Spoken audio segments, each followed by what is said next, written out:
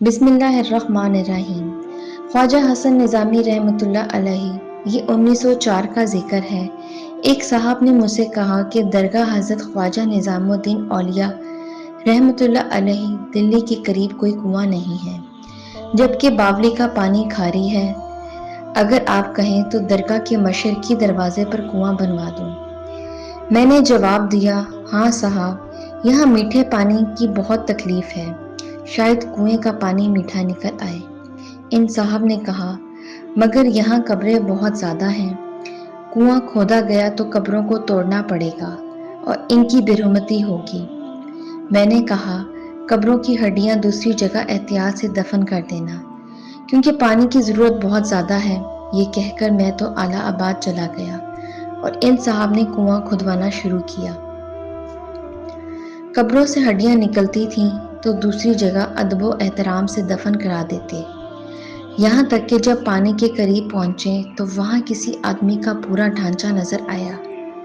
سب کو حیرت ہوئی کہ بلائی قبروں کی ہڈیاں ٹوٹی ہوئی تھیں، مگر اتنی گہرائی جگہ میں یہ پورے آدمی کا ڈھانچہ کیوں کہ باقی رہا، اور اتنی گہرائی قبریں کس نے بنائیں؟ بہرحال اس ڈھانچے کو دیکھ کر مزدور ڈر گئے۔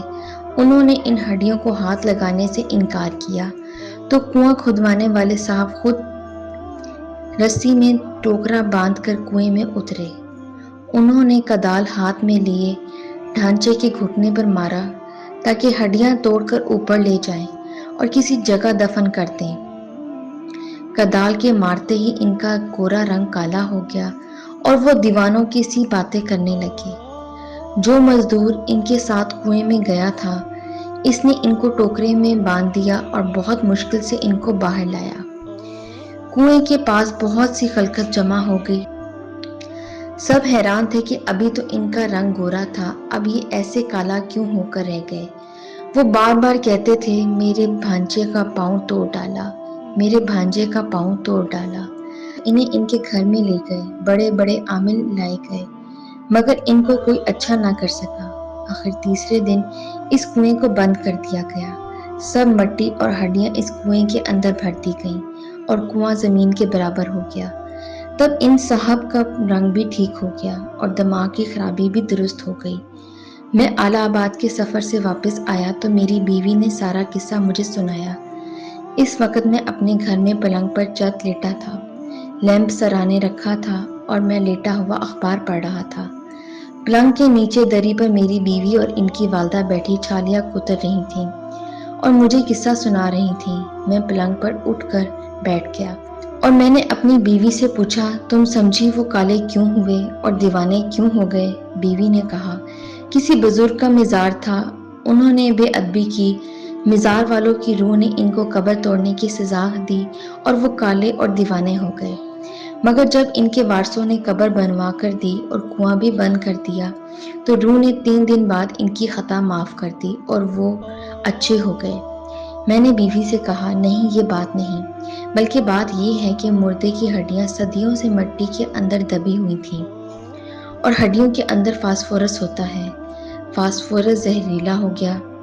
جب انہوں نے ڈھانچے پر کدال ماری تو ہڈی ٹوٹ گئی اور اس میں سے فاسفورس اڑا جو ان کی ناک میں سانس کے ساتھ گھس گیا اور بدن کے خون میں جذب ہو گیا۔ فاسفورس نے اپنے زہر سے خون کو کالا کر دیا۔ خون کالا ہوا تو چہرہ بھی کالا ہو گیا، اور وہ دیوانے بھی اس وجہ سے ہوئے کہ ان کے دماغ پر زہریلے فاسفورس نے بہت برا اثر کیا۔ اگر روح کچھ کر سکتی ہے تو مجھے سزا دیتی، کیونکہ میں نے ان کو کنواں کھودنے اور قبریں توڑنے کا حکم دیا تھا۔ اگر روح میں کچھ طاقت ہے تو آئے مجھے اپنی طاقت دکھائے اور مجھے سزا دے۔ تم عورتیں کمزور عقیدے کی ہوتی ہو، میں روحوں کے ایسے اثر کو نہیں مانتا۔ بیوی نے جواب دیا، توبہ کرو، کیسی باتیں کرتے ہو؟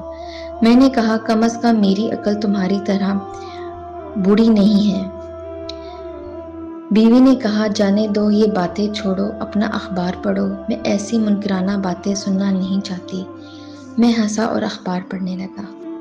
پیارے دوستو، اپنا قیمتی وقت دینے کا شکریہ۔ ہم امید کرتے ہیں آپ کو ہماری ویڈیو پسند آئی ہوگی۔ مزید اچھی سٹوریز دیکھنے کے لیے ہمارے چینل کو سبسکرائب کر دیں۔ ملتے ہیں کسی نئی سٹوری کے ساتھ۔